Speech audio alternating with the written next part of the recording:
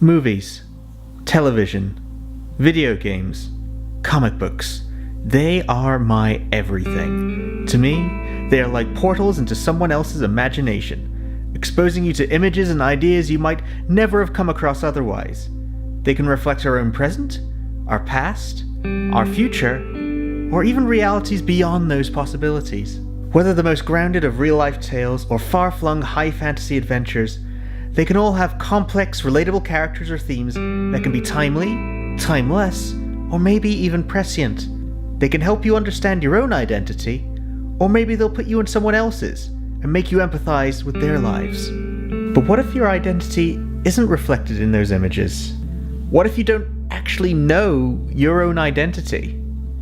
What if the media you watch sold you an identity you never fit into in the first place? What if the same media actively discouraged you from figuring it out?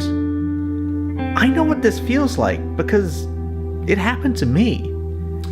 I know this because I am transgender. Hi.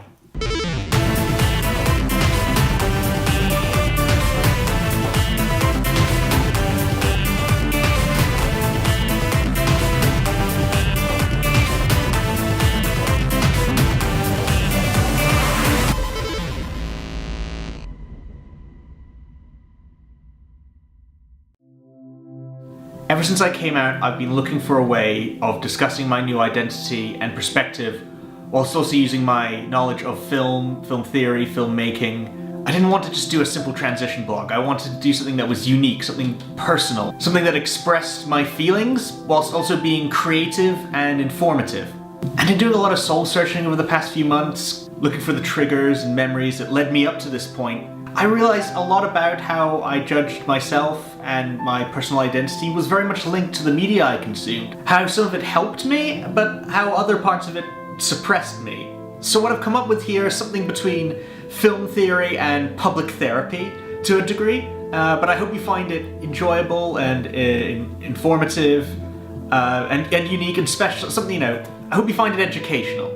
So, how did this scatterbrained, eccentric film geek figure out she was not a he? Well, let's start with the obvious place. The beginning. I didn't have a lot of friends growing up. I spent a lot of my childhood either failing to fit in with my peers, or isolating myself because I refused to. I instead spent my time indulging in my aforementioned preferred pleasures, watching movies and TV, playing video games, and reading comic books. It was a way for me to take myself out of my reality, plunge my mind into someone else's story, and for a few hours act like I didn't exist. But as much as these diversions helped me get away from my problems, they had an unexpected side effect on my own perceptions of reality. How? Well, who are the main characters in the vast majority of stories? Yep, straight white guys, a group of people I ostensibly was a member of.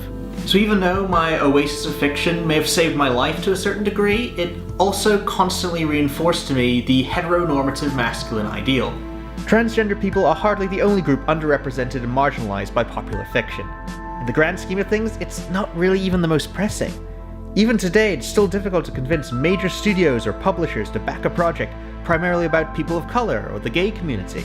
Heck, getting a movie made with a female lead in anything other than a frothy romantic comedy is still a problem. As terrible and small-minded that is a thing to think, you can't deny that there's some logic to it. The first priority of any business, even in a creative industry, is to be profitable, and which audience is the most vocal, the most prominent, and therefore the most bankable to market to?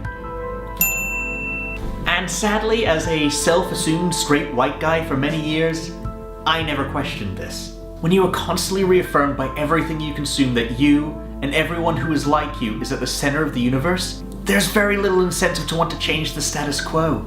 But as much as I was cushioned by this sense of self-entitlement, I never ever felt comfortable in my own skin. I was constantly seeing myself on screen, but only in a physical sense, and as much as I enjoyed these kind of stories, I never truly saw myself in them. Even in my escapism, I was still the outcast.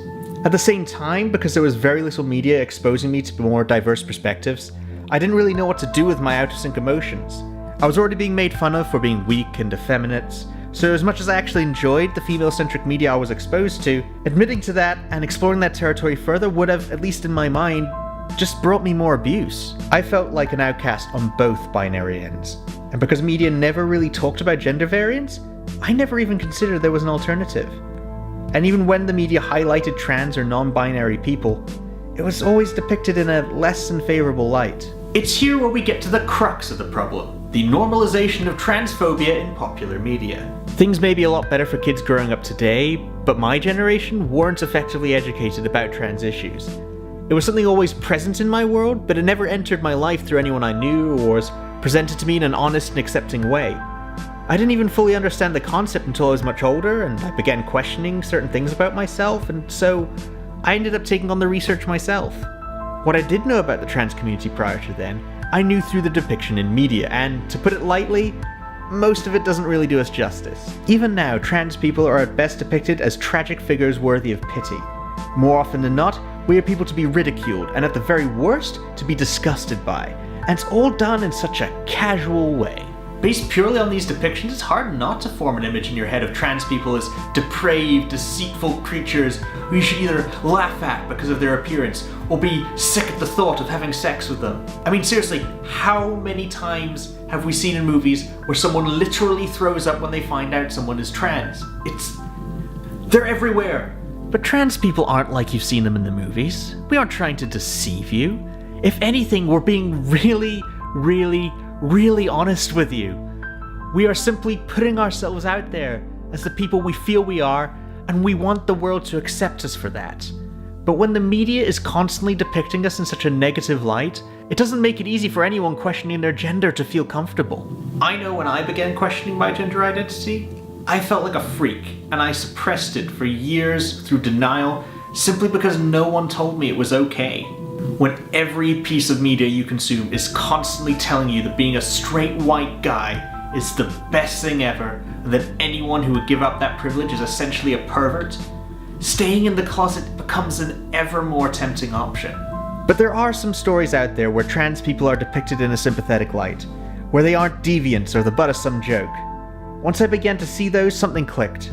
Feelings of anxiety and loneliness began to make sense. I realized I didn't have to accept my supposed reality.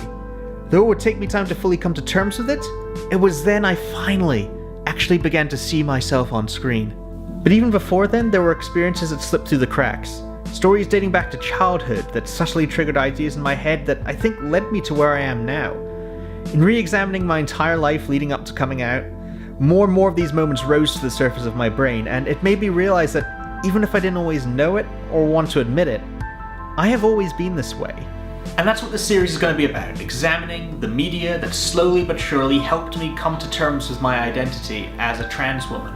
This is by no means going to be a rigorous, covers-all-bases examination of transgender representation in popular culture. This is more of a personal look at what stories made me choose to re-examine myself. And maybe through it all, you'll learn a little something about alternative perspectives too. Basically, my goal with this series is to highlight both the positive and negative effects that popular media can have on the formation of one's identity. And hopefully through it, future storytellers might learn how to be more fair, diverse, and representative for all audiences. Not just the straight white guys who are essentially handed everything on a platter. Oh yeah, I went there. This is going to be a running theme. Fuck it, I've given up all my male privilege at this point anyway, I don't care.